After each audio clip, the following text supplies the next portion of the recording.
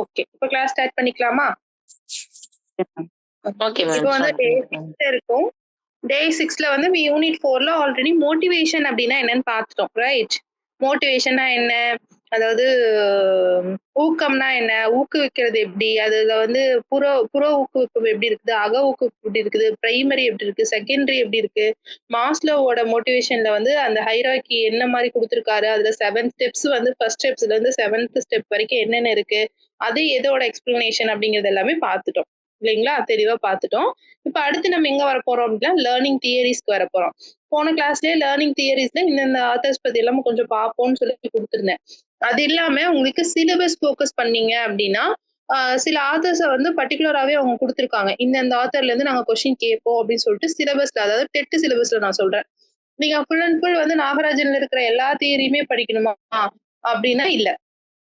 நீங்க உங்களுக்கு question point of view TET சிலபஸ்ல உங்களுக்கு எங்க வந்து டீகோட் பண்ணியிருக்காங்களோ, அந்த சிலபஸ்ல இருந்த கொஸ்டின்ஸ் தான் உங்களுக்கு வரும். ஓகேங்களா? நான் இப்ப வந்து சிலபஸ்ல இருக்கிறத ஒருக்கா உங்களுக்கு ரீட் பண்ணி காட்டிடுறேன். அந்த சிலபஸ்ல என்ன இருக்கு அப்படின்னு பார்த்துட்டீங்கன்னாவே உங்களுக்கு ஒரு ஐடியா வந்துரும். ஃபர்ஸ்ட்ல பார்த்தீங்க அப்படின்னா, மாஸ்லோவோட 4த் யூனிட்ல அதுக்கப்புறம் வந்து எங்க வந்துட்டாங்கன்னா, லேர்னிங்க்கு வந்துட்டாங்க. மோட்டிவேஷன பொறுத்தவரைக்கும் மாஸ்லோ மட்டும் தான். லேர்னிங்குள்ள வந்ததுக்கு அப்புறம் காக்னிட்டிவ் அதாவது பியாஜே நம்ம ஆல்ரெடி பார்த்தோம்ல ஜீன் பியாஜேவோடது காக்னிட்டிவ் தியரி பியாஜே பார்த்தோம். ஒரு ஜஸ்ட் ஓகே. லேர்னிங்க பொறுத்த வரைக்கும் ஃபர்ஸ்ட் தியரி என்னங்க பியாஜேவோடது.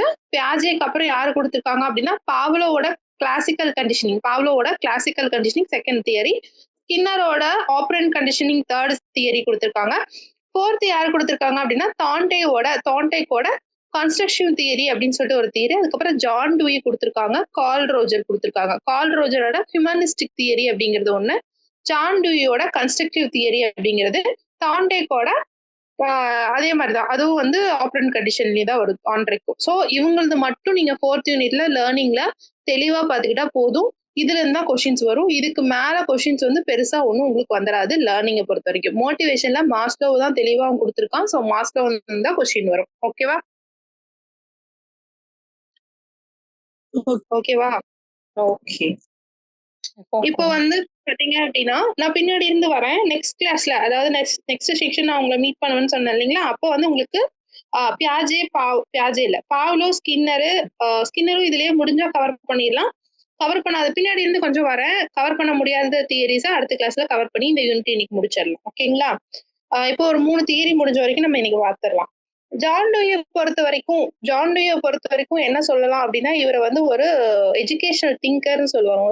எஜுகேஷன் திங்கர்னா என்ன சொல்வீங்க தமிழ்ல? கல்வி சிந்தனையாளர். கல்வி சிந்தனையாளர். ஓகே. கல்வி சிந்தனையாளர், கல்வியியல் சிந்தனையாளர் அப்படின்னு இப்படி வேணா சொல்லலாம். இவர் வந்து 20th செஞ்சுரியில அதாவது 20ஆம் நூற்றாண்டுல வந்து ரொம்ப ஃபெமிலியரான ஒரு சிறந்த சிறந்த கல்வியியல் சிந்தனையாளர் யாருன்னு கேட்டீங்கன்னா, நீங்க வந்து யார சொல்லலாம் அப்படின்னா, நம்மளோட ஜான் டூயிய சொல்லலாம். அதுக்கப்புறம் வந்துட்டு ஜான் டூயி எப்ப பொறந்திருக்காருன்னு இந்த ஸ்லைட்லயே குடுத்துருக்கேன். அத நான் பெருசா ஒண்ணும் எக்ஸ்பிளைன் பண்ண விரும்பல. ஒருக்கா பார்த்துக்கோங்க போதும். அவர் ஒரு அமெரிக்கன் பிலாசபர் அப்படிங்கிறது நீங்க பார்த்துக்கணும். அவர் எந்த நாட்டை சேர்ந்தவர் அப்படிங்கிறது உங்களுக்கு கொஸ்டினா வரலாம். American philosopher and education. ஓகேவா? அத வந்து நீங்க பார்த்துக்கலாம். அப்புறம் எப்போ பொறந்தாரு, இறந்தாரு? 1856ல பொறந்துட்டு 1952 வரைக்கும் வாழ்ந்திருக்காரு. அமெரிக்கன் பிலாசபர் இதை நோட் பண்ணிக்கணும். அதே மாதிரி கிரேட் எஜுகேஷனல் திங்கர் அது எப்போ அப்படின்னா 20th செஞ்சுரி அதையும் நீங்க பார்த்துக்கணும். ஓகேங்களா? இதுதான் வந்து இவரை பத்தி நீங்க பார்த்துக்க வேண்டிய அவரோட பயோகிராஃபி. ஓகே. அவரை பத்தி சும்மா நீங்க எக்ஸ்ட்ரா தெரிஞ்சுக்கணும் அப்படின்னா இதுதான். ஓகே. நெக்ஸ்ட் பாத்தீங்க அப்படின்னா இப்ப அவர் என்னடா சொல்லியிருக்காரு கன்ஸ்ட்ரக்ஷன் பத்தி அதாவது கட்டமைப்பை பத்தி என்ன பேசியிருக்காரு அறிவு கட்டமைப்பு நாலேஜ் கன்ஸ்ட்ரக்ஷன் பத்தி என்ன பேசியிருக்காரு அப்படிங்கறத நம்ம பாக்குறதுக்கு முன்னாடி ஃபர்ஸ்ட் வந்து என்ன பாக்குறோம் அப்படின்னா நாலேஜ் கன்ஸ்ட்ரக்ஷன் அப்படின்னா என்னன்னு பாக்குறோம். அதாவது கற்றல் என்பது கற்றவர் தன் பெரும் தகவல்களை பொருளுடையதாக்கி நம்ம இங்க பார்த்தோம் இல்லைங்களா பெர்செப்ஷன் அதாவது புலன் உணர்வு அப்படிங்கறத தாண்டி புலன் காட்சினா என்ன அப்படிங்கிறதுக்கு ஒரு மீனிங் பார்த்தோம். அதையும் இதையும் லிங்க் பண்ணீங்கன்னா உங்களுக்கு ஒரு ஐடியா கிடைச்சிடும். அத வந்து பொருளுடையதாக்கி நினைவில் பதிய வைத்திடும் செயல்முறையாகும். அது இது சிம்பிளா ஒண்ணு சொல்லணும் அப்படின்னா ஆல்ரெடி வந்து ஒருத்தருக்கு ஒரு விஷயத்தை பத்தி தெரியுது அப்படின்னா அதுக்கு ஒரு மீனிங் கொடுத்து அதை வந்து மறுபடியும் ஸ்டோர் பண்ணிக்கிறது. இப்ப வந்து ஃபார் எக்ஸாம்பிள் வந்து இது பியாஜிக்கு சொன்னா ஈஸியா இருக்கும். பட் இருந்தாலும் நார்மலா கன்ஸ்ட்ரக்ஷன் விஷயம் என்னன்னு சொல்றேன். இப்போ வந்து உங்களுக்கு பூனை அப்படின்னா என்னன்னு தெரியும் இல்லையா? பூனை அப்படின்னா பூனை கேட் ஓகே அப்படின்னா என்னன்னு தெரியும். அந்த பூனைய ஃபர்ஸ்ட் நீங்க ஒரே ஒரு பூனையா பார்க்கும்போது, பூனை அப்படின்னா நீங்க ஒரு வெள்ளை கலர் பூனைய பார்த்திருக்கீங்க. Full pure white. அதுல எந்த கலருமே மிக்ஸ் ஆகலன்னு வச்சுக்கோங்களேன். நீங்க என்ன நினைப்பீங்க? நீங்க இல்ல குழந்தைய வச்சுக்கோ ஒரு குழந்தைய வச்சுக்கோங்க. ஒரு குழந்தை என்ன நினைக்கும் அப்படின்னா, இது பூனை அப்படின்னாவே ஃபுல் அண்ட் ஃபுல் ஒயிட்டா தான் இருக்கும். இதுக்கு எந்த கலரும் மிக்ஸ் ஆகாது. அப்போ பர்ட்டிகுலரா அது ஒரு சைஸ்ல பார்த்துச்சுன்னா, பூனைனா இந்த சைஸ்ல தான் இருக்கும். இது பெருசாகாது. இவ்ளோ பெருசாகாது, அவ்ளோ பெருசாகாதுன்னு ஒரு ஒரு தாட் வந்து மைண்டுக்குள்ள வச்சிருக்கோம். கரெக்ட்? அதே மாரி அது கொஞ்சம் அதுக்கு டெவலப் ஆக அதோட காக்னிட்டிவ் அதோட அறிவு வளர வளர, மறுபடியும் அது கலர் கலர் பூனை அதாவது இந்த ப்ரவுன் கலர் பூனைய பாக்குது, இல்ல எல்லோயிஷான பூனைய பாக்குது அப்படிங்கும்போது, அப்போ அந்த பூனை ஆல்ரெடி நம்ம பார்த்த பூனை கூடயே இத என்ன பண்ணிக்கணும்னா மேட்ச் பண்ணிட்டு, அப்ப பூனை அப்படின்னா வெரைட்டி ஆஃப் கலர்ஸ்ல இருக்கு அப்படின்னு ஒரு நாலேட்ஜ வந்து ஸ்டோர் பண்ணிக்கும். அடுத்து இன்னும் கொஞ்சம் அதோட காக்னிட்டிவ் டெவலப் ஆகுதுன்னு வச்சுக்கோங்களேன். அந்த பூனைக்கு வந்து அப்போ இன்னும் கொஞ்சம் இவ்ளோ ஹைட்ல வளரும். இவ்ளோ பெரிய ஹைட்டா இருந்தாலும் பூனை ஜம்ப் பண்ணும். பூனை நான்வெஜ் சாப்பிடும் அப்படிங்கிற மாரி அதோட காக்னிட்டிவ் அதாவது அறிவுத்திறன் வளர வளர, அதுக்கு பிரியரா இருக்கிற நாலேட்ஜ் கூட இன்னொரு நாலேட்ஜ சேர்த்து அதுக்கு மீனிங் குடுத்து அத என்ன பண்ணிக்குமா? ஸ்டோர் பண்ணிக்குமா? இப்ப நான் உங்ககிட்ட கேட்கிறேன். பூனை அப்படின்னா எப்படி இருக்கும்னு கேட்டா, நான் ஃபர்ஸ்ட்ல இருந்து சொன்னேன் இல்லைங்களா? எல்லா ஸ்டெப்பையும் சேர்த்து சொல்லுவீங்க. பூனைங்கிறது இது மாரி வெரைட்டியான கலர்ஸ்ல இருக்கும். டிபெண்டா உங்களோட அந்த ஃபேட்டுக்கு தகுந்த மாரி ஒரு ஒரு பூனை குண்டா இருக்கும். பசியால இருக்க பூனை ஒல்லியா இருக்கும். ஹைட்டா இவ்வளோ ஹைட்டுக்கு மினிமம் இவ்வளோ ஹைட்டுக்கு வளரும். இந்த ஹைட்ல இருந்து இந்த ஹைட் வரைக்கும் ஜம்ப் பண்ணும். இது மாரி ஃபுட்ஸ் எல்லாம் அது ஈஸியா வந்து எடுத்துக்கும் அப்படிங்கிற மாரி நீங்க டக்குன்னு சொல்லுவீங்கல்ல. இது எல்லாமே எப்படி நடக்குது அப்படின்னா, ஆல்ரெடி நீங்க கத்துக்கிட்ட விஷயத்த வந்து என்ன ஆகுது, அது வந்து அடுத்தடுத்து அதுக்கு மீனிங் குடுத்து, அந்த மீனிங்க சேர்த்து நம்ம என்ன பண்றோம், மைண்ட்ல வந்து பதிய வச்சுக்கிறோம். பூனைனா இதுதான், நாய்னா இதுதான், ஒரு ஒரு ஒரு தாவரம்னா இதான், கொடி வகைனா இப்படிதான் இருக்கும், மர வகைனா இப்படிதான் இருக்கும் அப்படின்னு சொல்லிட்டு, சின்ன சின்ன விஷயத்த இப்ப வந்து நீங்க பிளான்ட்ஸ் அப்படின்னு படிக்கிறத தாண்டி, கொடி வகை எப்படி இருக்கு? மர வகை எப்படி இருக்கு? சின்னதா ஒரு செடியா வந்து நீங்க எல்லாத்தையுமே ஒரே மாரி பார்த்திருப்பீங்க.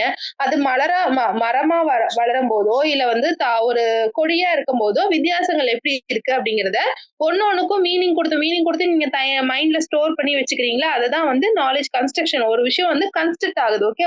ஒரு வீடு எப்படி ஒரு ஒரு படிப்படி செங்கலா வச்சு வச்சு அதுக்கு மேல அதுக்கு மேல சிமெண்ட், சுண்ணாம்புன்னு போட்டு ஒரு பில்டிங்கா ஒரு செவுரா எழுப்பி அத ஒரு பில்டிங்கா எழுப்புறோமோ, அது மாரி நம்மளோட அறிவும் என்ன ஆகுது? கன்ஸ்ட்ரக்ட் ஆகுது அப்படிங்கிறத வந்து இந்த இடத்துல சொல்றோம். ஓகேங்களா? ஒரு அறிவ வந்து உருவாக்குவதே என்னதான்? லேர்னிங் அப்படிங்கிறாங்க. லேர்னிங் அப்படிங்கிறதே நமக்கு நாலேட்ஜ் வரதா அப்படின்னு சொல்றாங்க. ஓகேவா?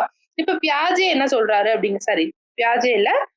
டியூயி என்ன சொல்றாரு அப்படின்னு பார்ப்போம். ஓகேங்களா? டூயும் இதுதான் சொல்றாரு.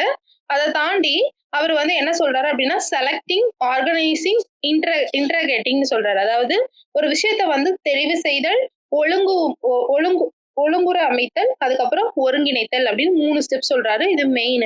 இத வந்து பார்த்தீங்க அப்டின்னா, இத வந்து அ உங்களோட பிஎட் புக்ல இருக்கிற சோர்ஸஸ் நான் குடுத்துருக்கேன். இது இல்லாம பியாஜேவ பொறுத்தவரைக்கும் நெறைய விஷயங்கள் சொல்லியிருப்பாரு. ஓகேங்களா? நெறைய விஷயங்கள் அப்டின்னா, ஒரு 4 விஷயம் சொல்லியிருப்பாரு. அதையும் நான் என்ன அப்படிங்கிறத உங்களுக்கு சொல்றேன். ஃபர்ஸ்ட்டு இப்ப செலக்டிங் அப்படின்னா என்ன அப்படின்னு பார்த்தீங்க அப்படின்னா, ஆ இப்போ ஒரு உங்களுக்கு ஆல்ரெடி ஒரு விஷயம் பிரியரா ஒரு நாலேட்ஜ் இருக்கு. அதாவது இப்ப நம்ம செடி கொடியே வச்சுக்கோங்களேன். எடுத்தோனமே நீங்க வந்து ஒரு பாசிப்பயிறு போட்டாலும் சரி, ஒரு புளியங்கொட்டை போட்டாலும் சரி, இல்ல ஒரு ஒரு ரோஸ் செடியோட ஒரு ஒரு சீடு போட்டாலும் சரி, ஒரு விதை போட்டாலும் சரி, எல்லாமே வந்து பார்க்கும்போது எடுத்தோனே ஸ்டார்ட்டிங்ல ஒரு 2 இலை விட்டு, அழுங்காம மேல ஒரு நரம்பு மாரி ஒரு விஷயம் வந்து வளர்ந்து, அதுக்கப்புறம் அதுலேருந்து ஒண்ணொண்ணா பிரான்சஸ் பிரியும்போது தான், அது கொடி வகையா, மர வகையான்னு தெரியும். இப்ப நடுத்தனமே வந்துட்டு உங்களுக்கு என்ன ப்ரியர் நாலேட்ஜ் இருக்குன்னா, அந்த விதைய போட்டா ஒரு செடி முளைக்கும் அப்படிங்கிற ஒரு ப்ரியர் நாலேட்ஜ் இருக்கு. ஓகே.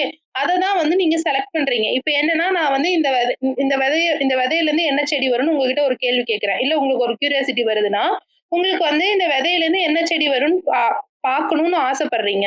அப்ப உங்களுக்கு ஆல்ரெடி என்ன ப்ரியர் நாலேட்ஜ் இருக்குன்னா, இந்த விதைய இப்படி இதே மாரி மண்ணுல போட்டு புதைச்சு வச்சு அதுக்கு தண்ணி ஊத்துனா செடி வரும் அப்படிங்கிற ப்ரியர் நாலேட்ஜ் இருக்கு. ஓகேவா? அப்ப நீங்க என்ன பண்றீங்க? அந்த நாலேட்ஜ எடுத்துக்கிறீங்க. அதாவது அந்த தகவல எடுத்துக்கிறீங்க. நான் வந்து அந்த விதைய என்ன பண்ணும்? அதாவது மண்ணுக்குள்ள போட்டு மூடி வச்சு தண்ணி ஊத்தணும் அப்படிங்கிற ப்ரியர் நாலேட்ஜ நீங்க என்ன பண்ணிக்கிறீங்க? எடுத்துக்கிறீங்க. ஓகே. அதுதான் நீங்க என்ன பண்றீங்க? செலக்ட் பண்றீங்க. அடுத்து என்ன பண்றீங்கன்னா, ஆர்கனைசிங் பண்றீங்க. ஓகேவா? ஆர்கனைசிங் பண்றதுன்னா என்ன அப்படின்னா, இப்போ நான் வந்து இப்போ எனக்கு வந்து செடி வரணும்னு வச்சுக்கோங்களேன். செடி வரணும்னா அதுக்கு தண்ணி ஊத்தணும். அதுக்கு தகுந்தமான சூரிய வெளிச்சம் வர மாரி நான் வந்து இது பண்ணணும். இது வந்து இந்த இடத்துல வந்து தண்ணி வெளிய போற மாரி, தண்ணி உள்ள வர மாரி, அது மாரி ஒரு சின்ன சின்ன ஆர்கனைஸ் பண்ணுவோம்ல. ஒரு விஷயத்த நம்ம எப்படி ஆர்கனைஸ் பண்றோம், ஒழுங்குமுறைப்படுத்துறோம் இல்லையா? அது மாரி இத பண்ணணும். அடுத்தது வந்து பார்த்தீங்கன்னா, ஒருங்கிணைக்கிறது. இப்போ நீங்க ஆல்ரெடி நான் வந்து ஒரு விஷயத்த செலக்ட் பண்ணிட்டேன். இப்போ வந்து என்ன பண்ணிட்டேன், ப்ரியரா எனக்கு என்ன நாலேட்ஜ் இருக்கு, ஆ ஒரு செடி நட்டு வைக்கிறதுனா, இது ஒரு செடிய வந்து வளர்க்கணும், ஒரு விதைய வந்து முளைக்க வைக்கணும்னா என்னென்ன பண்ணணும்னு ஒரு நாலேட்ஜ் இருக்கு. அதுல நெகட்டிவும் இருக்கு, பாசிட்டிவும் இருக்கு. அதாவது ஆ நான் அந்த செடிய வந்து ஒரு விதைய வந்து வளர்த்தணும் அப்டின்னா, அந்த விதைய வளர்த்துறதுக்கு முன்னாடி நான் நெறைய எக்ஸ்பீரியன்ஸ் பண்ணிருப்பேன் இல்லையா? அந்த நாலேட்ஜ் எனக்கு வர்றதுக்கும் நெறைய எக்ஸ்பீரியன்ஸ் ஆயிருக்கும். நீங்க வந்து வீட்ல வந்து கடுகு போட்டு வச்சிருப்பீங்க. கடுகு வந்து வளருதான்னு பார்த்திருப்பீங்க. சீரகம் வளருதான்னு பார்த்திருப்பீங்க. இல்ல வெந்தயம் வளருதான்னு பார்த்திருப்பீங்க. அப்போ ஒரு சில இடத்துல நீங்க என்ன ஆகும் அப்டின்னா, மிளகோ, இல்ல கடுகோ வந்து சீக்கிரம் வளராம, இதுவே சீரகமோ, இல்ல வெந்தயமோ சீக்கிரம் வளர்ந்திருக்கும். இல்ல ஏதாவது நீங்க அந்த மண்ணு போடும்போதோ, இல்ல தண்ணி ஊத்தும்போதோ, நீங்க ஏதாவது தப்பு பண்ணியிருப்பீங்க. இல்ல வந்து மண்ணு வந்து பத்தாம வச்சிருப்பீங்க. இல்லன்னா தண்ணி ஊத்தாம விட்டுருப்பீங்க. சோ இதெல்லாமே உங்களுக்கு வந்து விதை போட்டா செடி முளைக்கும் அப்படின்னு ஒரு நாலேட்ஜ் உங்களுக்கு வர்றதுக்கு அந்த நாலேட்ஜ் வர்றதுக்கு நீங்க பண்ண பிராக்டிஸ், நீங்க பண்ண எக்ஸ்பெரிமெண்ட்ல கிடைச்ச நாலேட்ஜ் தான். இந்த மெத்தட்ல கரெக்ட்டா இதெல்லாம் பண்ணாதான் என்ன வரும்? செடி வரும் அப்படின்னு சொல்லி நீங்க பண்ணுவீங்க இல்லையா? அத எல்லாத்தையும் இது பண்ணி தான் இந்த இடத்துல என்ன பண்றீங்க? இன்டர்கேட் பண்றீங்க. இப்ப இன்டர்கேட்குள்ள என்ன வருது அப்படின்னா, புதுசா ஒரு அறிவு வருது. ஃபர்ஸ்ட் என்ன பண்ணிட்டீங்கன்னா, செலக்ட் பண்ணிட்டீங்க. அத ஆர்கனைஸ் பண்ணிட்டீங்க. செலக்ட் பண்றதுக்கு முன்னாடியே உங்களுக்கு கிளியரா ஒரு நாலேட்ஜ் இருக்கு. ஓகே. முந்தைய அறிவு ஒண்ணு இருக்குது அதுக்குன்னே.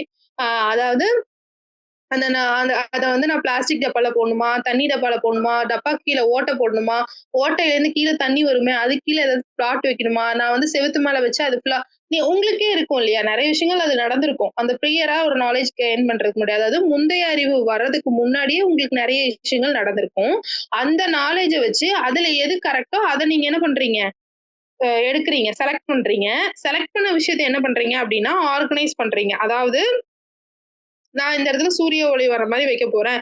நான் இத வந்து இந்த இடத்துல இத வளர்த்த போறேன் அப்படின்னு சொல்லிட்டு ஆர்கனைஸ் பண்றீங்க. ஆர்கனைஸ் பண்றத வந்து இன்டர்கேட் பண்றீங்க. அதாவது என்ன பண்றீங்க அப்படின்னா, ஒருங்கிணைக்கிறீங்க அப்படின்னு சொல்றத விட, அதாவது உங்களுக்கு வந்து இப்போ நீங்க ஆர்கனைஸ் பண்ணி அந்த செடி வளரும்போது உங்களுக்கு ஒரு விஷயம் தெரிஞ்சிருது இல்லையா? அதாவது இந்த இந்த ஸ்டெப்ல நடத்தும்போது இந்த இடத்துல என்ன நடக்குது? ஒரு செடி வந்து வளருது, மரமா வளருது, இல்ல கொடியா வளருது, இல்ல வந்து செடியா வளருது அப்படின்னு ஒரு விஷயம் தெரிஞ்சிருது இல்லையா? அதுதான் வந்து இன்டர்கேட். ஒரு புதிய ஒரு நாலேட்ஜ வந்து அந்த இடத்துல புதுசா ஒரு அறிவ வந்து அங்க என்ன பண்றீங்கன்னா, இன்டர்கேட் பண்றீங்க. ஓகே. இந்த இடத்துல வந்து நீங்க ஆட் பண்ணிக்க வேண்டியது இன்டர்கேட்டிங்ல வந்து நியூ நாலேட்ஜ புது அறிவ வந்து என்ன பண்ணிக்கிறீங்க? இன்டர்கேட் பண்ணிக்கிறீங்க. நீங்க அந்த செடிய வளர்த்துற மூலியமா, இது எது மாரியான செடி, இது எந்த டைப்பான செடி அப்படின்னு சொல்லி தெரிய வச்சுக்கிறீங்க. சோ அதுதான் வந்து இன்டர்கேட்டிங்ன்னு சொல்லலாம். அதாவது புதிய ஒரு நாலேட்ஜ இன்டர்கேட் பண்றீங்க. புதிய ஒரு அறிவ வந்து ஒருங்கிணைக்கிறீங்க அப்படின்னு அர்த்தம். ஓகேவா? இத வந்து அவங்க என்ன சொல்றாங்கன்னா, எஸ்ஓஐ மாடல்ன்னு சொல்றாங்க. செலக்டிங், ஆர்கனைசிங், இன்டர்கேட்டிங் அப்படின்னு எஸ்ஓஐ மாடல்ன்னு சொல்றாங்க.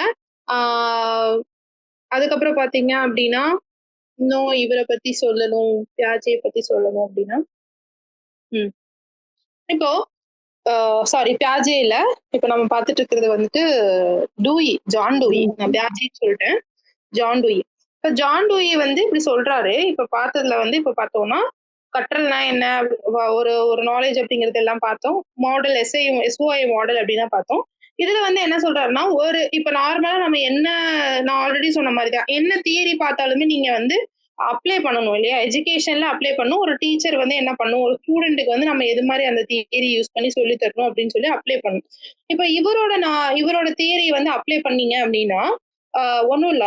ஃபர்ஸ்ட் எடுத்தோனமே என்ன சொல்றாங்க அப்டின்னா, ஓப்பன் எண்டட் கொஸ்டின் கேட்கிறீங்க. இப்போ ஃபார் எக்ஸாம்பிள் வந்து இந்த சைக்காலஜி கிளாஸ் இப்ப வந்து இப்ப வந்து லேர்னிங் தியரிஸ்க்கு முன்னாடி லேர்னிங்னா என்ன அப்டின்னு சொல்லிட்டு நான் ஒரு கிளாஸ் ஆரம்பிக்கிறேன். இப்ப மோட்டிவேஷன்னா என்னன்னு நான் ஒரு கிளாஸ் ஆரம்பிக்கிறேன்னு வச்சுக்கோங்களேன்.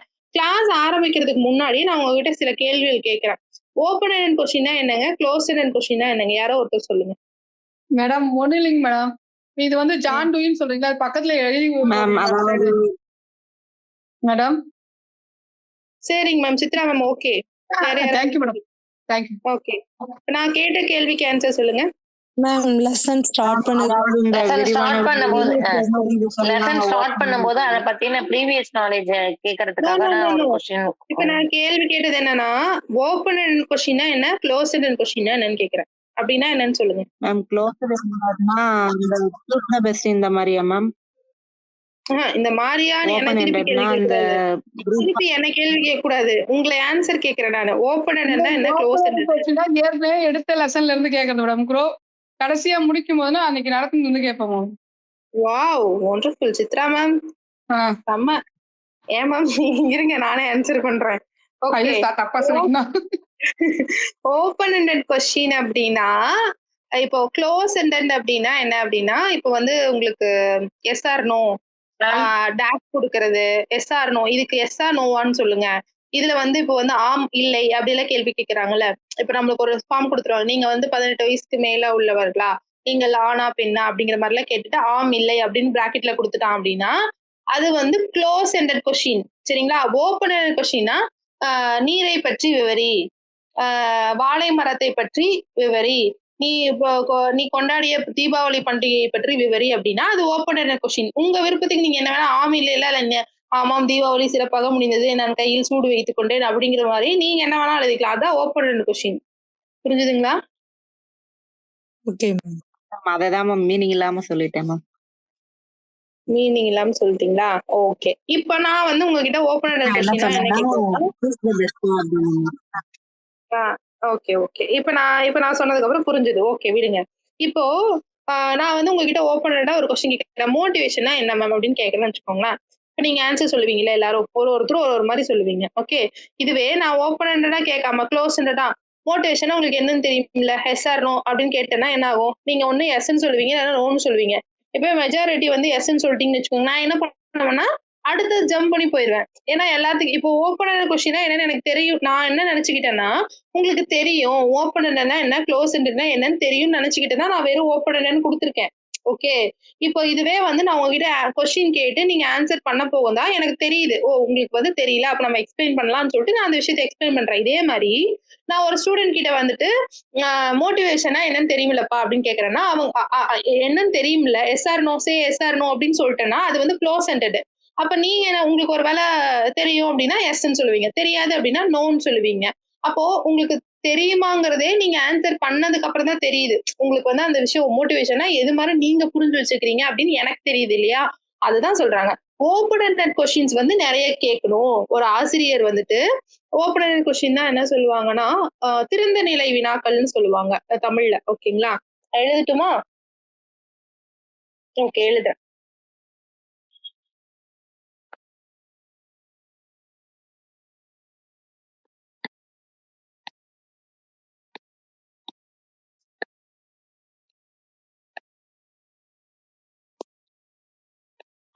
ஓகே.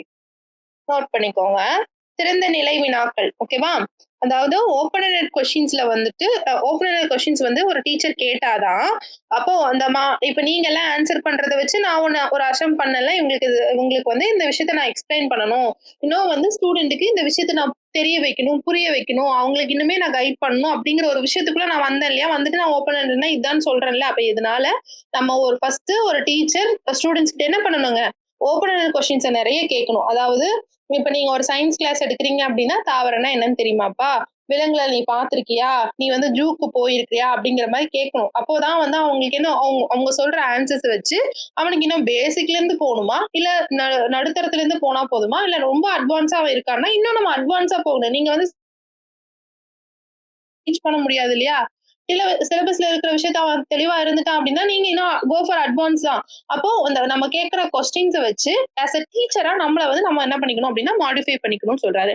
அடுத்தது பாத்தீங்க அப்படின்னா குரூப் இன்டராக்டிங். குரூப் இன்டராக்டிங் அப்படின்னா என்னன்னா ஒண்ணும் இல்ல, இந்த குழுவா வந்து ஒரு குரூப்பா நம்ம வந்து உட்கார வச்சு நம்ம வந்து படிக்க வைப்போம் இல்லையா? குரூப் இன்டராக்ஷன் சொல்லலாம். குரூப் இன்டராக்டிங் அப்படின்னு நான் எழுதுறேன். Group studies ma'am. குரூப் ஸ்டடிங்கிறத தாண்டி இங்க குரூப் ஸ்டடி வராது. இப்ப நம்ம என்ன சொல்றோம்னா டிபேட்டா மேம்? இல்ல நம்ம கலந்து இல்ல ஒரு நிமிஷம் டிஸ்கஷனா மேம்? எப்படி வேணா சொல்லலாம். ஒரு குழுவா வந்து அமர்ந்து அவங்கள வந்துட்டு ஒரு விஷயம், இப்ப ஃபார் எக்ஸாம்பிள் வந்துட்டு கான்செப்ட் சொல்றது, டாபிக்க சொல்றது. இப்ப நான் வந்து இங்க வந்து ஒரு 4 டீமா பிரிக்கிறேன்னு வச்சுக்கோங்களேன். நம்ம கிளாஸ்ல இப்ப வந்து நீங்க ஒரு 40 பேர் இருக்கீங்கன்னா நான் 10 பேரா பிரிச்சுட்டு டீம் ஒரு 4 டீமா பிரிச்சேன்னா 40 பேர் 4 டீமா பிரிச்சேன்னா ஏ டீம் வந்து 10 பேர் இருப்பீங்க, பி டீம் 10 பேர் இருப்பீங்க இல்லையா? நான் ஏ டீம் கிட்ட என்ன சொல்றேன் அப்படின்னா, நீங்க வந்துட்டு லெசன் 1ல இருக்கிற ஃபேக்சுவல் விஷயம்ஸ் எல்லாத்தையுமே நீங்க பார்த்து சொல்லுங்க எனக்கு. இல்ல நார்மலா கான்செப்ட்டா நீங்க வந்து பட்டர்ஃப்ளை பத்தி ஒரு 50 பாயிண்ட் நீங்க சொல்லுங்கன்னு சொல்லி ஒரு ஏ டீம் கிட்ட சொல்லிடுறேன். பி டீம் கிட்ட வந்துட்டு குதிரைய பத்தி ஒரு 10 பாயிண்ட் சொல்லுங்கன்னு சொல்றேன். இப்போ என்ன ஆகும் அப்படின்னா, அவன் அவனுக்குள்ள டிஸ்கஸ் பண்ணுவான். இப்ப நம்ம ஒரு 10 பேர் இருக்கோம்னா, நான் என்ன சொல்லுவேன், பட்டர்ஃப்ளை வந்து நெறைய வெரைட்டியான கலர்ஸ்ல இருக்குன்னு சொல்லுவேன். நீங்க என்ன சொல்லுவீங்க, இவ்ளோ ஹைட்டுக்கு பறக்கும்னு சொல்லுவீங்க. இன்னொருத்தங்க என்ன சொல்லுவாங்க, அது வந்து அந்த கூட்ல பட்டர்ஃப்ளை அந்த பட்டாம்பூச்சி கூட்ல வர்றதுக்கு முன்னாடி வந்து கூட்ல இருக்கும்ல, இத்தன நாள் வந்து அந்த டைம் எடுத்துக்கும்னு சொல்லுவீங்க. இன்னொரு பேர் வந்து பட்டுப்புழு பத்தி ஏதாவது சொல்லுவீங்க. பட்டர்ஃப்ளை வளர்றதுக்கு முன்னாடி அந்த புழு இருக்கும் இல்லையா? அதோட லைஃப் சர்க்கிள் பத்தி சொல்லுவீங்க. அடுத்து என்ன சொல்லுவீங்க, அதோட லைஃப் சர்க்கிள் யாரோ ஒருத்தர் சொல்லுவீங்க. சோ இது மாரி அந்த இன்ட்ரெஸ்டிங் இப்ப பட்டர்ஃப்ளை பறக்குதுன்னா, இது வந்து தேன் தான் குடிக்கும், ஃபுட் இதுதான் எடுத்துக்கும் அப்படின்ட்டு ஒருத்தருக்கு ஒரு விஷயம் சொல்லும்போது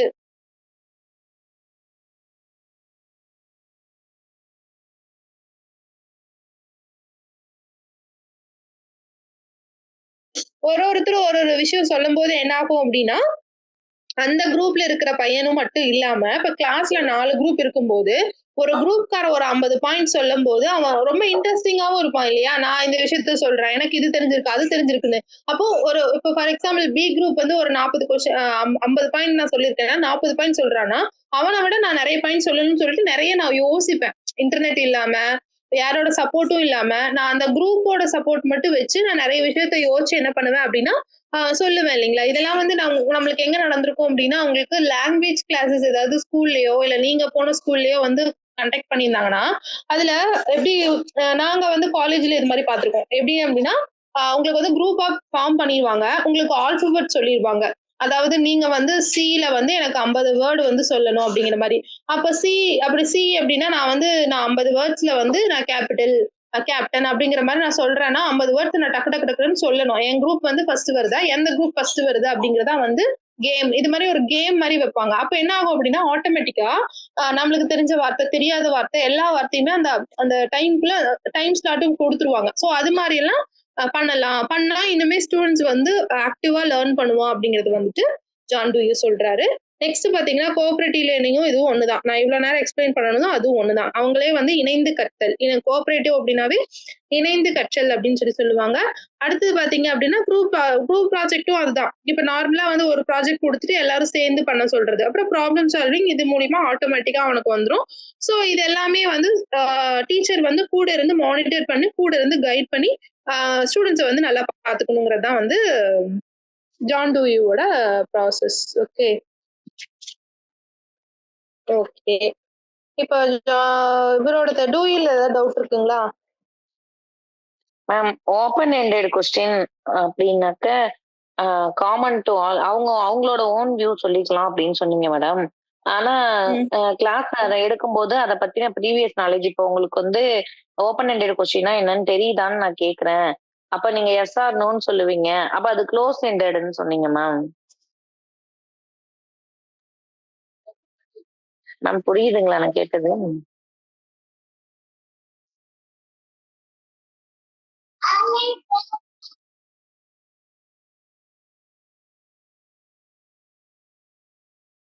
மேம் மேம் கேக்குதுங்களா?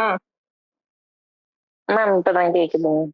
ஓகே. இப்போ வந்து ஓப்பன் கொஸ்டின்னா என்னன்னு தெரியுமா அப்படின்னு நான் கேள்வி கேட்டுட்டு கூடயே சே எஸ் ஆர் நோ அப்படின்னு சொல்றேன்னு வச்சுக்கோங்களேன். நீங்க என்ன பண்ணுவீங்க? எஸ் இல்லைன்னா நோன்னு மட்டும் சொல்லுவீங்க. கரெக்ட்? Yes ma'am. அப்படி கேட்டா எஸ் ஆர் நோன்னு கேட்டா அது க்ளோஸ் எண்டட். அப்படி இல்லாம நான் வந்து ஒரு கொஸ்டின் மட்டும் கேட்டா வெறும் மோட்டிவேஷன் சரி இது ஓப்பன் கொஸ்டின்னா என்னன்னு சொல்லுங்க என்ன அப்படின்னு நான் கேட்டுட்டு அதோட நிறுத்திட்டேன்னு வச்சுக்கோங்களேன். அது வந்து ஓப்பன் கொஸ்டின். சரிங்களா? எஸ் மேம் புரியுது. பக்கத்துல எஸ் ஆர் நோவோ இல்ல நானே ஒரு ஆப்ஷன் இப்ப வந்து ஓப்பன் கொஸ்டின்னா இதுதான் ஆப்ஷன் ஏ இது ஆப்ஷன் பி இது இதுல ஏதோ ஒண்ணு நீங்க சூஸ் பண்ணுங்க அப்படின்னு சொல்லிட்டேன்னா அது க்ளோஸ் எண்டட். சூஸ் மாதிரி கொடுத்துட்டு சூஸ் மாதிரியோ இல்ல வந்து ஆன்சர் இன் பிரீஃப் இல்ல எஸ் ஆர் நோ கொடுத்தாவே அது க்ளோஸ் எண்டட் தான். நீயா ஆன்சர் எழுது, நீயா விவரி, உன் அனுபவத்தை சொல்லு அப்படின்னா அது வந்து ஓப்பன் எண்டட் கொஸ்டின். ஓகேவா? 2 Yes, ma'am. Mark 5 mark yes, ma'am. எல்லாமே Yes, ma'am. Open ended question. Yes, 1 ma'am. Mark புரியுது. எல்லாமே க்ளோஸ் எண்டட் கொஸ்டின். சரிங்களா? ஓகே. அது வந்து நான் பேசிக்கா சொல்றேன். பட் ஆனா நான் சொல்றதா கரெக்ட். இப்போ 4 மார்க் 5 மார்க்லாம் அதுல வருங்கிறது இல்ல. ஒரு உங்களுக்கு தெரியறதுக்காக நான் அத எக்ஸாம்பிளா சொல்றேன். ஓகே. இப்போ வேற ஏதாவது டவுட் இருக்குங்களா? நோ மேம், புரிஞ்சிருச்சு. Okay, okay. ஓகே, நம்ம நெக்ஸ்ட்க்கு போயிடலாம். ஓகே. கால் ரோஜர்.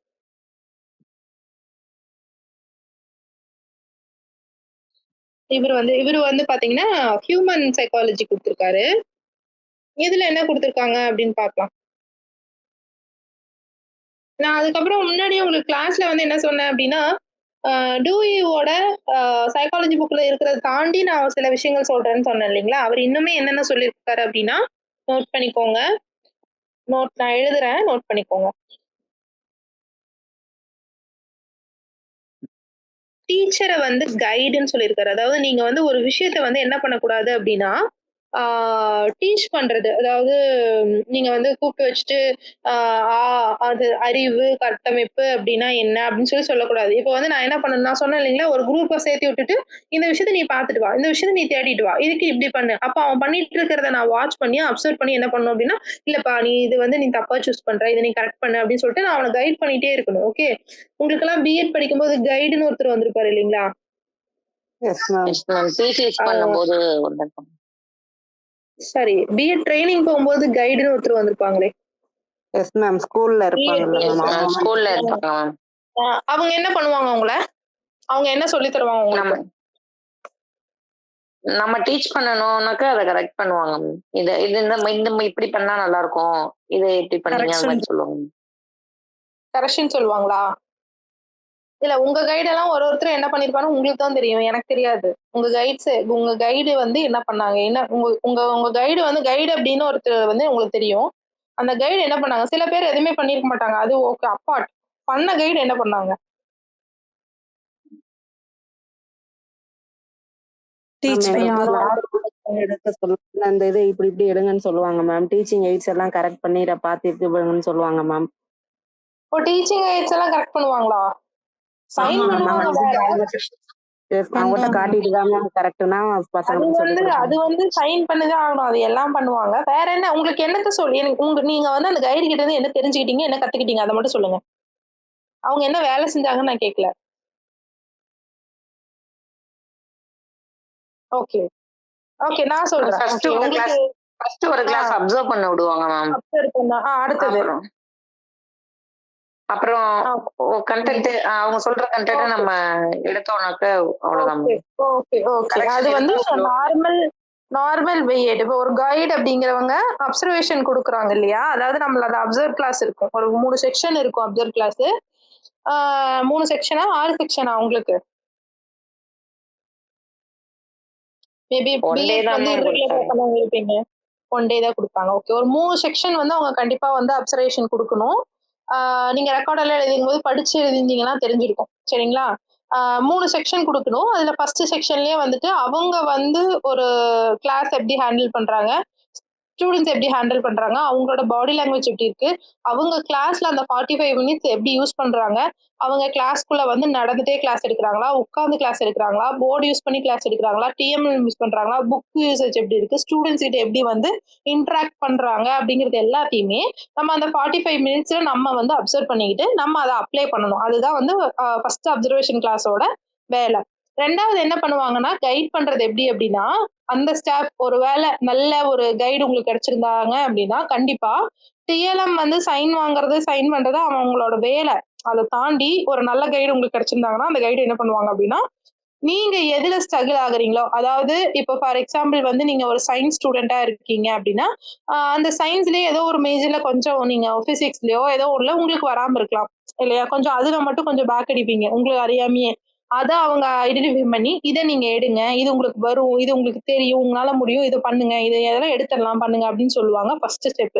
இதுவே நீங்க இங்கிலீஷ் மேஜரா இருந்தா உங்களுக்கு கிராமர் வரல, இல்ல ப்ரொனவுன்சியேஷன் வரல, இல்ல உங்களுக்கு ஃப்ளூயன்ட் வரல அப்படின்னா அதுல ஃபோக்கஸ் பண்ணுவாங்க. இது தமிழா இருந்ததுன்னா ஏதோ ஒண்ணு. ஸோ நீங்க ஒரு மேஜரா இருக்கும்போது உங்களுக்கு எது வரலையோ ஃபர்ஸ்ட் அதுல ஃபோக்கஸ் பண்ணி நீங்க இதை பண்ணுங்கன்னு சொல்லுவாங்க. அது ஃபர்ஸ்ட் கைடு ஒரு சூப்பரான குவாலிஃபைடான கைடு.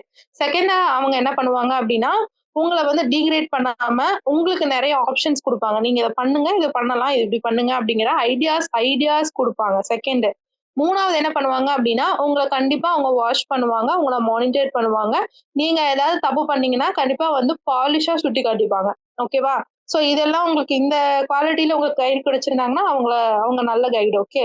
சோ இது மாதிரி கைட் பண்ணா போதும்னு சொல்லிட்டு யாரு சொல்றாங்கன்னா நம்மளோட டூயி சொல்றாரு. ரெண்டாவது வந்து என்ன சொல்றாரு அப்படின்னா அவர் மெயினா நான் எழுதுறத நோட் பண்ணிக்கோங்க. எனக்கு இது தமிழ்ல வந்து இல்ல, நான் என்கிட்ட இருக்க எம்என் நோட்ஸ் வச்சு சொல்றேன். சோ நீங்க வந்து இதை நோட் பண்ணிக்கோங்க. ஆனா உங்களுக்கு கொஸ்டின் பேப்பர் பார்த்தாவே இதெல்லாம் புரியும். லேர்னிங் பை டூயிங், அது லேர்னிங் பா. செயல்வழி கற்றல் மேம். ஓகே, நோட் பண்ணிக்கோங்க. செகண்ட் வந்து பாத்தீங்கன்னா எக்ஸ்பிரிமெண்டல் லேர்னிங்னு சொல்றாங்க. Sorry, experience learning. நோட் பண்ணுங்க.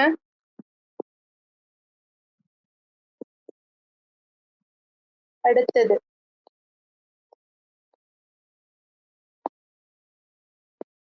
Problem solving approach.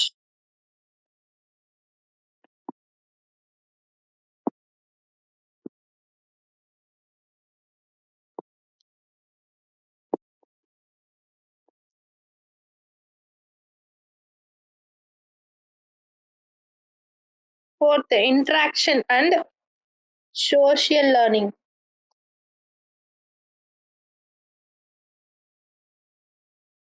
ஸோ இந்த நாளே சொல்றாங்க. அதாவது இந்த லேர்னிங் பை டூயிங் அப்படிங்கும்போது பாத்தீங்க அப்படின்னா லேர்னிங் பை டூயிங் அப்படிங்கும்போது செயல்வழி கற்றல். ஒரு விஷயத்த வந்து செஞ்சு இப்ப நான் சொன்ன மாதிரி அந்த சீடே எடுத்துக்கிட்டீங்க அப்படின்னா ஒரு சீடு எப்படி முளைக்குது அப்படிங்கிறத நீங்க கண்ணால பாப்பீங்க. இப்ப எக்ஸ்பீரியன்ஸ் அப்படிங்கும்போது இப்போ வந்து மார்க்கெட் போயிட்டு ஒரு விஷயத்த வாங்குறது, விக்கிறது எப்படி அப்படிங்கறத வந்துட்டு பிராக்டிக்கலா பண்ணீங்க அப்படின்னா எக்ஸ்பீரியன்ஸ் பேஸ் லேர்னிங்கா இருக்கு.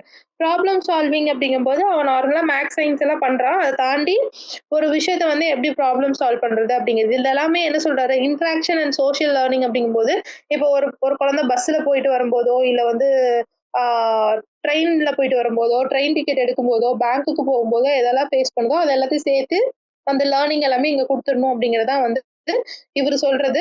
சோ இதையெல்லாம் வந்து ஃபோக்கஸ் பண்ணி தான் இவர் வந்து நம்மளுக்கு பிலாசபி கொடுத்திருப்பாரு, லேர்னிங் பிலாசபி. உங்களுக்கு இது வந்து பிஜிடிஆர்பில பழைய சிலபஸ்ல இருந்துச்சு ஜான் டூயி. இப்பவுமே அது பாத்தீங்கன்னா உங்களுக்கு இருக்கு, பட் இந்த அளவுக்கு டீட்டெயிலா இல்ல ஜான் டூயோடது. ஓகேவா? சோ இதெல்லாமே வந்து என்ன பண்ணிக்கோங்கன்னா நோட் பண்ணிக்கோங்க. இதுல இருந்து கொஸ்டின்ஸும் வரலாம்.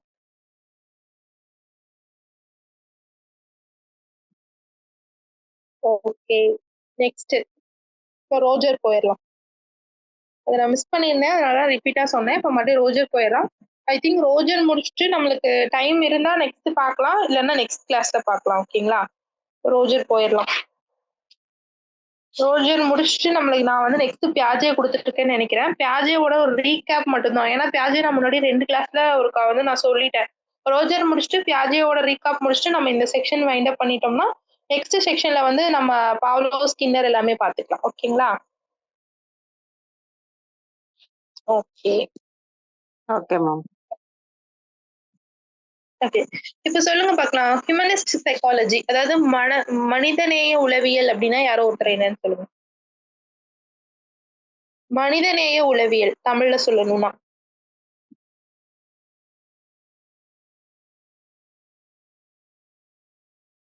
கார்ல் அர்ஜுன்.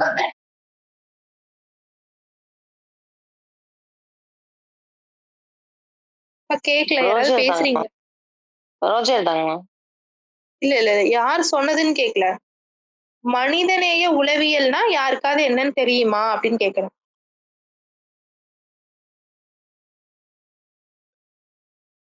சரி.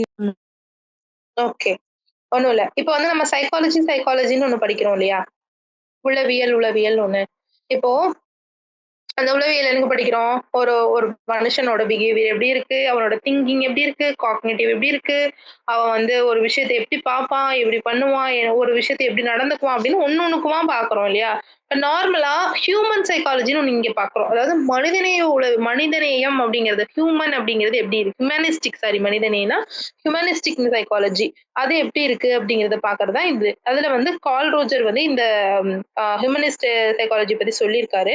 மெயினா இவர் வந்து என்ன சொல்லியிருக்காரு, முழுமையான ஆற்றலுடன் செயல்படும் மனிதரை குறித்திய மனிதரை குறித்து சொல்றதான் வந்து theory of fully functioning person சொல்றாங்க. அதாவது இந்த முழு மனுஷன் சொல்லுவோம் இல்லையா, அவனை பத்தின ஒரு என்னதாங்க கோட்பாடு தான் வந்து ஒரு கொள்கை தான் வந்துட்டு கார்ல் ரோஜரோடது. அதை வந்து என்ன சொல்றாங்க அப்படின்னா மனிதநேய கார்ல் ரோஜரோடது பாத்தீங்க அப்படின்னா உங்களுக்கு இப்படி கூட கேட்கலாம். சாரி பென் யூஸ் கார்ல் ரோஜரோடது ஹியூமனிஸ்டிக்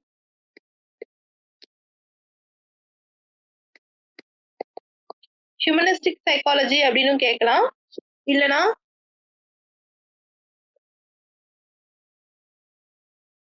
மனிதநேய உளவியல் யாரோடது? மனிதநேய உளவியல் வந்து யார் சொன்னது அப்படின்னு சொல்லி கேட்டா கார்ல் ரோஜர் வந்து நீங்க சொல்லணும். ஓகேவா? சோ இதுல வந்து கன்ஃபியூஸ் ஆயிக்காதீங்க. நம்ம பார்க்காத டாபிக் வந்துருச்சு அப்படின்னாலும் நீங்க யோசிச்சு பாருங்க. இது மாதிரி கொஸ்டின்ஸ் வந்து இதையும் கொடுக்கலாம். கார்ல் ரோஜரோட theory of full functioning person வந்துட்டு full function of theory person, அதாவது முழுமையான ஆற்றலோட செயல்படும் மனிதனை குறித்து யாரு சொல்றா அப்படின்னாலும் நீங்க கார்ல் ரோஜருக்கு கொடுக்கலாம். இல்ல இப்படி மனிதநேய உளவியல் பத்தி யாரு பேசினா அப்படின்னாலும் நீங்க யார சொல்லலாம்? கார்ல் ரோஜர் வந்து சொல்லலாம். ஓகேங்களா? இது ரெண்டும் ஃபர்ஸ்ட் தெளிவாய்க்கோங்க. ஏன்னா இது மாதிரி டைட்டில்ஸ்ல இருந்து தான் நிறைய கொஸ்டின்ஸ் வந்து வருது. டைரக்டா கொஸ்டின்ஸ் கேட்டுறான், இல்லைன்னா மேட்ச் த ஃபாலோவிங் மாதிரி கொடுத்துடலாம். இப்ப கார்ல் ரோஜரா என்ன தியரி, பியாஜேவா என்ன தியரி அப்படிங்கிற மாதிரி மேட்ச் த ஃபாலோவிங் கூட கொடுத்துருவான். ஸோ ரெண்டையுமே நீங்க தெளிவா பாத்துக்கணும். ஓகே, இப்ப இங்க பாருங்க, ஒரு முழுமையான ஆற்றலோடு செயல்படும் ஒரு மனிதன் வந்து எப்படி சொல்றாரு அப்படின்னு பார்க்கலாம்.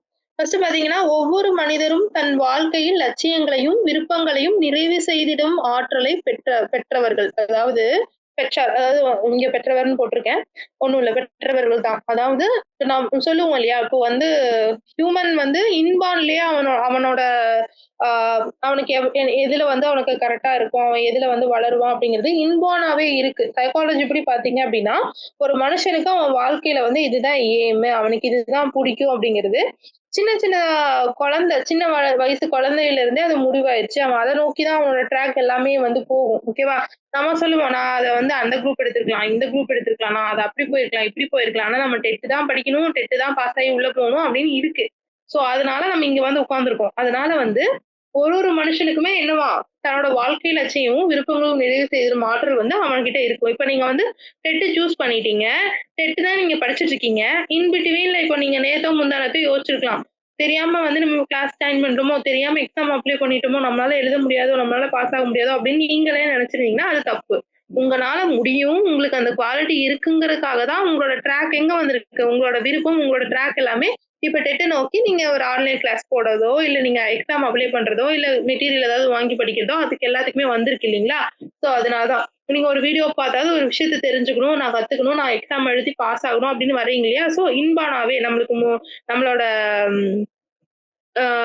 நம்மளோட நம்மளுக்கு பாடியிலேயே வந்து என்னவா இருக்குமா, அந்த கெப்பாசிட்டி இருக்கும் அப்படின்னு சொல்லி கார்ல் ரோஜர் சொல்றாரு. அது இல்லாம என்ன சொல்றாரு அப்படின்னா, நம்மளோட இதை வந்து முழுசா பயன்படுத்திட்டாவே அவனோட லட்சியத்தை வந்து அவன் வந்து என்ன பண்ணிடுவானா, பெற்றுருவான் அப்படின்னு சொல்லி சொல்றாங்க. அதாவது நம்ம செல்ஃப் ஆக்சுவலேஷன் சொல்லிட்டு ஒண்ணு பார்த்தோம். எதுல பார்த்தோம்னு சொல்லுங்க யாரோ ஒருத்தர். Maslow's hierarchy. மாஸ்லோவோட ஹைரார்கில 7th ஸ்டேஜ் ரைட்டா? செவன்த் ஸ்டேஜ் கரெக்டா? Yes ma'am.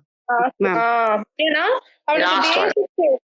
அவனுக்கு பேசிக்ஸ் எல்லாமே அவனுக்கு வந்து நீட் எல்லாமே வந்து அவனுக்கு ஃபில்ஃபில் ஆயிடுச்சுன்னா அவன் எங்க போறான்னா செல்ஃப் ஆக்சுவலேஷனுக்கு போறான். அதாவது தன்னிறைவு பெற்றவன் ஆகுறான். அதாவது அவனோட ஆற்றல் எல்லாத்தையுமே, ஏன்னா நம்ம அதுக்கு முன்னாடி 3 பார்த்திருப்போம். ஃபர்ஸ்ட் 3, செகண்ட் 3ல பாத்தீங்க அப்படின்னா அவனுக்கு ஃபுட்டை தாண்டி ஃபுட் எல்லாமே ஃபர்ஸ்ட் 3ல வந்துடும். செகண்ட் 3ல பாத்தீங்கன்னா நான் வந்து ஒரு குரூப் லீடர் ஆகணும், நான் அச்சீவ்மெண்ட் பண்ணி காட்டணும், என்ன 4 பேர் மதிக்கணும் அப்படிங்கிற மாதிரி அடுத்தடுத்த அவனோட இதுக்கே போயிட்டு இருப்பான் இல்லைங்களா?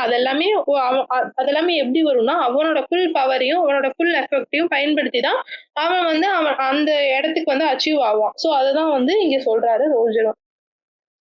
ஸோ பாத்தீங்க அப்படின்னா இதோட ஃபுல் ஃபங்க்ஷன்ல பாத்தீங்க அப்படின்னா ஓப்பன் டு எக்ஸ்பீரியன்ஸ். அதாவது ஒரு மனுஷன் நான் வந்து செல்ஃப் ஆக்சுவலேஷன் ஆகணும், நான் வந்து நான் தன்னிறைவு அடையணும், நான் வந்து ஒரு குட் ஹியூமன், நான் வந்து ஒரு நல்ல ஒரு குவாலிட்டியான ஹியூமன் சொல்லி நான் காட்டணும் அப்படின்னா அவன் எது மாதிரி எல்லாம் இருப்பான். இப்போ நீங்க உங்களை வச்சு நீங்க அப்ளை பண்ணிக்கலாம். ஓகேவா? அவனுக்கான இயல்புகள் என்ன அப்படிங்கறத நம்ம இங்க பாக்குறோம். சரிங்களா? அதாவது அனைத்து அதாவது ஓப்பன் டு எக்ஸ்பீரியன்ஸ். இது ஒண்ணும் இல்ல. இப்போ வந்து நீங்க என்ன பண்ணிட்டீங்க, உங்களை வச்சு நான் எல்லாத்துக்கும் சொல்றேன். ஒன்னொன்னுக்கும் நான் டெட்டு ஸ்டூடெண்ட்ஸை வச்சு நான் எக்ஸ்பிளைன் பண்றேன்னு வச்சுக்கோங்களேன். இப்போ ஓப்பன் டு எக்ஸ்பீரியன்ஸ் அப்படிங்கும்போது நீங்க வந்து டெட் எழுதி பாஸ் ஆகணும் அப்படின்னு சொல்லிட்டு ஒரு விஷயத்துக்குள்ள வந்துட்டீங்க. ஒரு ஏம நோக்கி ஒரு ஒரு ஜேர்னிக்குள்ள வந்து நீங்க கால் எடுத்து வச்சிட்டீங்க.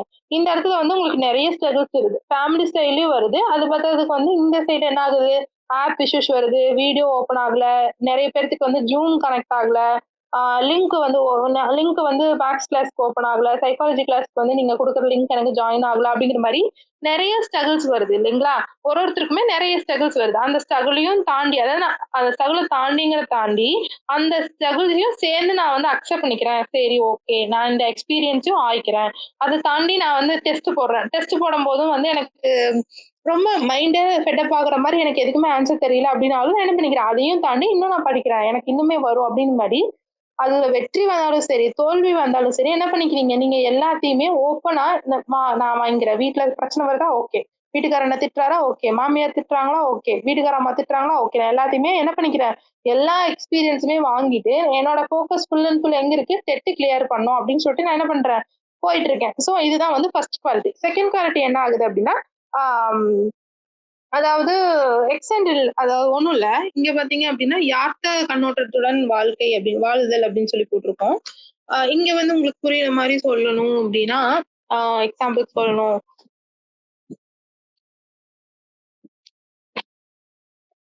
இப்போ உங்களுக்கு வந்து என்ன ஆகணும் அப்படின்னா டெட் கிளியர் பண்ணும். ஸோ இந்த இடத்துல வந்து உங்களுக்கு வேற ஏதாவது இடையூறு வருதுன்னு வச்சுக்கோங்களேன். இடையூறுனா இடையில ஒரு தீபாவளியே வந்துட்டு போச்சு, வேற எதுவும் வேண்டாம். இடையில வந்து என்ன வந்துச்சுங்க, தீபாவளி வந்துட்டு போச்சு. அதுல வந்து என்ன ஆகும் அப்படின்னா நிறைய உங்களுக்கு ப்ரெஷர் ஆயிருக்கும். அதாவது தீபாவளி வந்துருச்சு, யாருக்காவது உங்க வீட்டுல உங்களுக்கு சப்போர்ட்டிவா இருக்கிறவங்களுக்கு லீவா இருந்திருக்கும். நீங்க என்ன நினைச்சிட்டு இருப்பீங்க, உங்களோட குழந்தைகளோ இல்ல உங்களோட வேலை ஏதோ ஒண்ணோ வந்து அவங்க கிட்ட கொடுத்துட்டு ஒரு எப்பவுமே ஒரு 4 hours 5 hours படிக்கிற நீங்க ஒரு 10 hours படிக்கலாம், அந்த லீவை யூஸ் பண்ணிக்கலாம், அவங்க வந்து மத்த வேலையை பார்த்துக்குவாங்க அப்படின்னு நினைச்சு நீங்க இருக்கும்போது உங்களுக்கு அவங்கனால மேபி அவங்க நினைக்காமயோ அந்த சப்போர்ட் உங்களுக்கு பண்ணி கொடுக்க முடிஞ்சிருக்காது. ஆனா நீங்க என்ன பண்ணிக்குவீங்க அப்படின்னா அதையும் அக்செப்ட் பண்ணிக்கிட்டு நீங்க அடுத்து நோக்கி போவீங்க இல்லையா, அதுதான் செகண்ட் டைப். ஓகேவா? அதாவது நீங்க வாழ்க்கையில வந்து இன்னொருத்தர் யாரையோ ஒரு இடத்துல அனுபவங்களை வந்து யோசிச்சு அந்த இடத்துலயுமே என்ன பண்றீங்க, அதையும் சகஜமா எடுத்துக்கிட்டு நீங்க என்ன பண்றீங்க அப்படின்னா மூவ் ஆன் ஆகி அடுத்த வேலை என்னமோ அதை பார்த்து போயிட்டு இருக்கீங்க இல்லையா, அதுதான் வந்து இதுல சொல்றாங்க. தேர்ட் பாயிண்ட் பாத்தீங்கன்னா ட்ரஸ்ட் ஃபீலிங். அதாவது ஃபர்ஸ்ட் உங்க மேல நீங்க வந்து உங்க மேல நம்பிக்கை வைப்பீங்க. அதாவது என்னால முடியும், என்னால டெட் பாஸ் பண்ண முடியும், என்னால சைக்காலஜி படிக்க முடியும், எனக்கு புரியும், எனக்கு தமிழ் புரியும், எனக்கு அது புரியும், இது புரியும், எனக்கு வரும், எனக்கு மார்க் இவ்வளவு வரும் அப்படின்னு நீங்க ஃபர்ஸ்ட் உங்களை நம்பிட்டு தானே நீங்க இதுக்குள்ள இறங்கியிருப்பீங்க. ஸோ அதுதான் ட்ரஸ்ட் ஃபீலிங்ல சொல்றாங்க. தன்னை முழுமையாக நம்புதல். அடுத்து பாத்தீங்கன்னா கிரியேட்டிவிட்டி. இப்போ ஒண்ணும் இல்ல, இப்போ படைப்பாட்டல்ல இப்போ நீங்க வந்து டெட்டுக்கு நீங்க என்ன பண்ணுவீங்க, சில பேர் நோட் மேக்கிங் எழுதுவீங்க, சில பேர் மைண்ட் மேப் போடுவீங்க, சில பேர் வந்து புக்ல மார்க் பண்ணுவீங்க. ஸோ உங்களோட இண்டிவிஜுவலுக்கு உங்களுக்கு என்னென்ன புரியுதோ, உங்களுக்கு எது எது வருமோ, உங்களுக்கு எது ஈஸியா இருக்கோ அதெல்லாம் நீங்க யூஸ் பண்ணி நீங்க போடுறீங்க இல்லையா, அதுதான் வந்து கிரியேட்டிவிட்டியில வருது. அடுத்தது பாத்தீங்க அப்படின்னா நிறைவு பெற்ற வாழ்க்கையை எண்ணி நிறைவு பெற்ற வாழ்க்கையை வந்து சாரி என எண்ணி நிறைவு பெற்ற வாழ்க்கை என எண்ணி மகிழ்வுடன் இருத்தல். ஓகே, எனக்கு வந்து ஃபில்ஃபில்லான ஒரு லைஃப் கிடைச்சிருச்சு, எனக்கு சாட்டிஸ்ஃபையான லைஃப் கிடைச்சிருச்சு அப்படின்னு சொல்லிட்டு ஒரு இதெல்லாம் பண்ணிட்டு நம்ம என்ன பண்ணுவோம், டெட்ல பாஸ் ஆயிடுவோம். டெட்ல பாஸ் ஆனதுக்கு அப்புறம் என்ன பண்ணிடுவோம்னா அடுத்து யூஜி ப்ரிப்பேர் பண்றதோ இல்ல யூஜி ப்ரிப்பேர் பண்ணி பாஸ் ஆகி ஒரு ஸ்கூலுக்கு வேலைக்கு போறதோ இதெல்லாம் பண்ணுவோம் இல்லையா. அப்ப என்ன பண்ணுவோம், நம்ம டெட்ல பாஸ் ஆயிட்டோம், அடுத்து நம்ம அது அடுத்த இன்னும் புது எக்ஸ்பீரியன்ஸ். இப்ப என்னன்னா நீங்க இப்ப வந்து எல்லா மேஜரும் படிச்சுட்டு இருப்பீங்க. இப்ப பேப்பர் 2 படிக்கிறவங்க, பேப்பர் 1 படிக்கிறவங்க எல்லாரும் மேஜரும் படிச்சுட்டு இருப்பீங்க. இதே பேப்பர் 2 படிக்கிறவங்க அவங்கவுங்க மேஜரை மட்டும் அடுத்தது யூஜிக்கு படிப்பீங்க. அப்ப என்ன ஆகும், இன்னும் நியூ எக்ஸ்பீரியன்ஸ் நீங்க கேதர் பண்றீங்க. அப்ப டெட் பாஸ் ஆயிடுச்சு, நீ அடுத்து என்ன பண்றது, அடுத்த அனுபவங்கள், புதிய அனுபவங்களுக்கு என்ன பண்ணுவீங்க, தயாரா இருப்பீங்க. சோ அதெல்லாம் தான் ரோஜர் சொல்ற ஸ்டெப்ஸ் சொல்றாரு. ஓகேவா? ரோஜர பொறுத்தவரைக்கும் இதுதான் சொல்றாரு. அதாவது ஒண்ணும் இல்லப்பா, ஹியூமன பொறுத்தவரைக்கும் அவனுக்கு இப்போ வந்து எனக்கு வந்து பிரியாணி சாப்பிடணும் அப்படின்னா, இப்போ வந்து ஒரு பிரியாணி சாப்பிடணும், ஒரு சப்பாத்தி சாப்பிடணும் அப்படின்னா, பிரியாணி ஆகட்டும், சப்பாத்தி ஆகட்டும் என்னால சமைச்சு சாப்பிடுற அளவுக்கு எனக்கு கெப்பாசிட்டி இருக்கும். எனக்கே ஓன் பவர் இருக்கும். அதே மாரி நான் டெட் கிளியர் பண்ணணும், யுஜி கிளியர் பண்ணணும் அப்படின்னு நான் முடிவு பண்ணிட்டேன். எனக்கு ஆசை வந்துருச்சு அப்படின்னா, உனங்களுக்கான பவர் இருக்கும் அப்படின்னு சொல்ல வராரு ரோஜர். புரிஞ்சுதுங்களா? அதுக்கான ஸ்டெப்ஸ் தான். அதாவது உனக்கு அந்த பவர் இருக்கா? அப்படிப்பட்டவன் எப்படி இருப்பான்? அப்படிங்கிறதுக்கான இயல்புகள். ஓகே. அதுதான் நம்ம இப்ப பார்த்தோம். ஓகே. இப்ப வந்து என்னால சப்பாத்தி பண்ண முடியுமா? அப்படின்னா, என்னால என்ன பண்ண முடியும்? இப்ப வந்து மாவு பெனஞ்சா கை வலிச்சாலே என்னால மாவு பெனைய முடியும். வெங்காயம் எரியும்போது கண் எரிஞ்சாலும் என்னால வெங்காயம் எரிய முடியும். அப்ப நான் எல்லா எக்ஸ்பீரியன்ஸையும் அக்செப்ட் பண்ணிக்கிறேன். அடுத்து என்ன பண்ணிக்கிறேன்? யாரும் எனக்கு ஹெல்ப்புக்கு வரலனாலும் என்னால இது எல்லாத்தையும் பண்ண முடியும். அடுத்து என்ன பண்ணுவேன்? என்னால பண்ண முடியும். நான் ஃபுல்லா நம்புறேன். நான் செய்யற பிரியாணி நல்லா இருக்கும்னு நான் நம்புறேன். அடுத்து என்ன பண்றேன்? கிரியேட்டிவிட்டி. நான் வந்து என்ன பண்றேன்? நான் அத தயிர் மிக்ஸ் பண்றேன், இல்ல அந்த தயிர தனியா வைக்கிறேன், இல்ல புதினாவ பின்னாடி போடுறேன், முன்னாடி போடுறேன், இல்ல அரைச்சு போடுறேன். அது மாரி எனக்கு புடிச்ச பிரியாணி நான் எப்படி வேணா செய்றேன். அதுதான் கிரியேட்டிவிட்டி.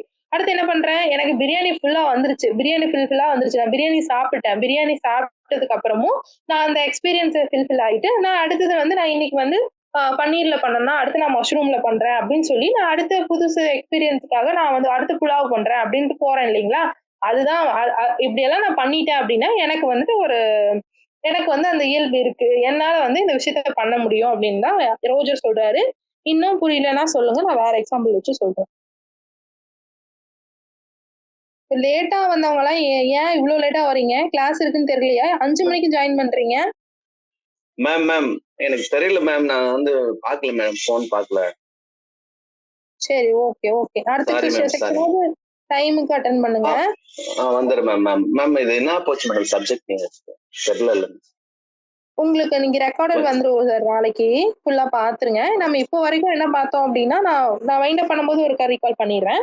ஓகே நீங்க மேம். Thank you ma'am. நாளைக்கு வீடியோ வந்துரும். வீடியோ பார்த்துக்கோங்க. ஓகே. இப்போ ரோஜர்ல ஏதாவது டவுட் இருக்கான்னு மட்டும் யாராவது அட்டெண்ட் பண்ணவங்க கேளுங்க. No ma'am. No ma'am.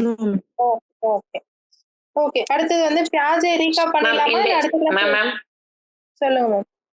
இந்த குவாலிட்டிஸ்லாம் யாருக்கு இருக்கும் அப்படின்னா, ஒரு லைஃப்ல ஃபுல்லா அச்சீவ்மெண்ட்ங்கிற ஒரு இது அடையிறவங்களுக்கு இந்த குவாலிட்டிஸ்லாம் இருந்தா அவங்க அச்சீவ் ஆவாங்க அப்படிங்கிற மாதிரி சொல்றாங்களா மேம்? அதாவது ஒரு லட்சிய மனிதன் அப்படின்னு சொல்லலாம். இல்லைன்னா வந்து ஒரு முழுமை பெற்ற மனிதன் அப்படின்னா எப்படி இருப்பான்? Okay.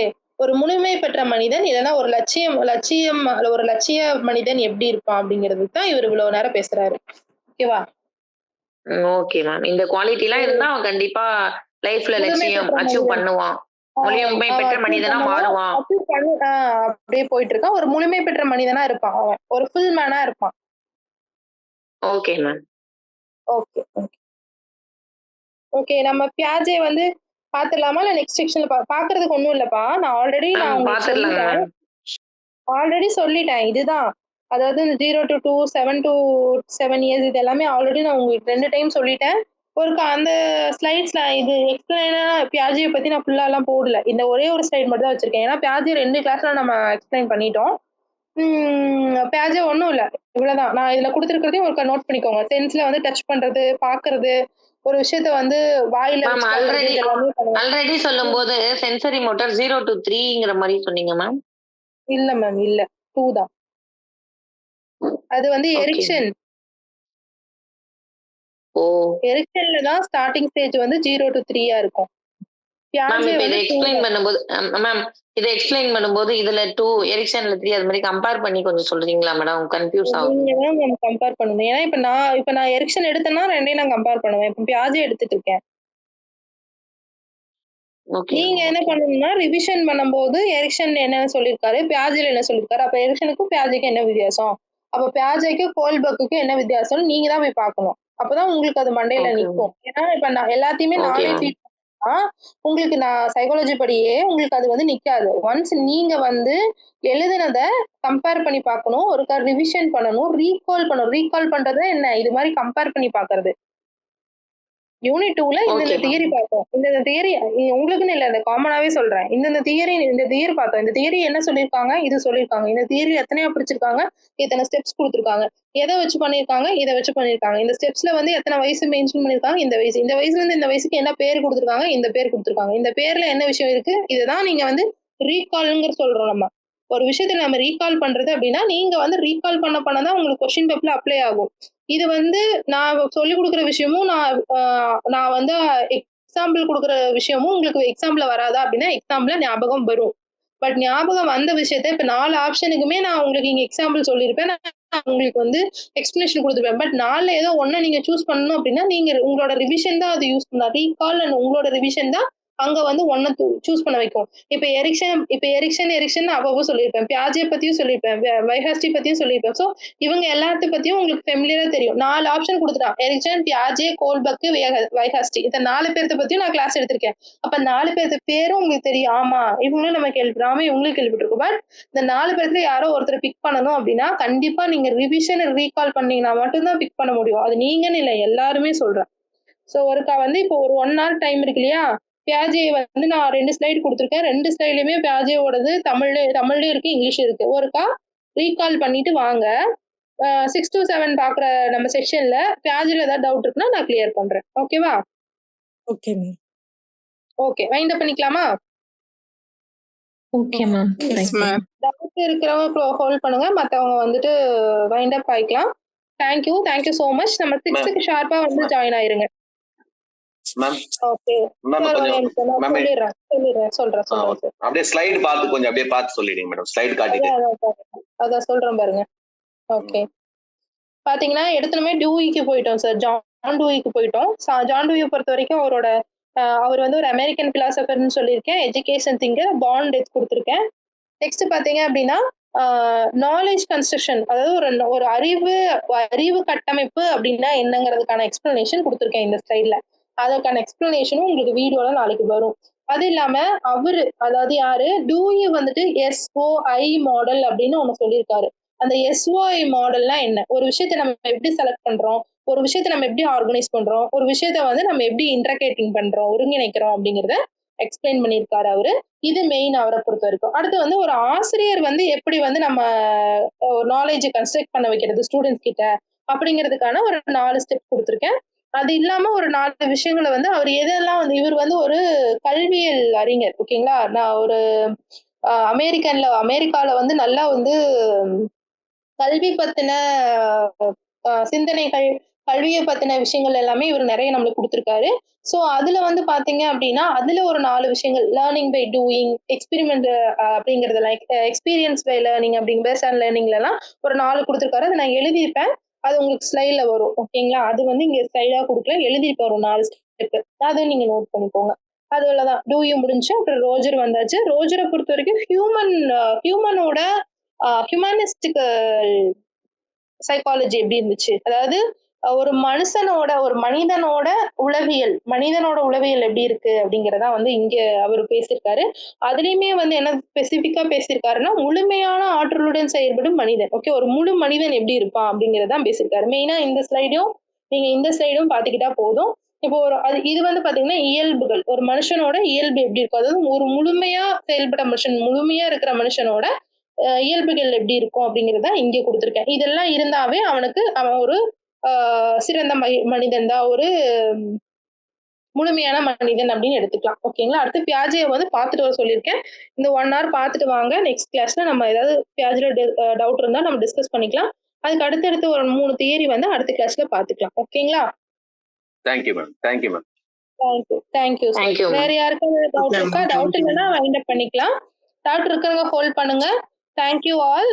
Future Vision Study Center, 2nd floor, AVK Maruti Plaza, opposite Hotel Lakshmi Prakash, SKS Hospital Road, New Bus Stand, Salem 4. For contact 90420 30163 and web address www.futurevision.ias.com.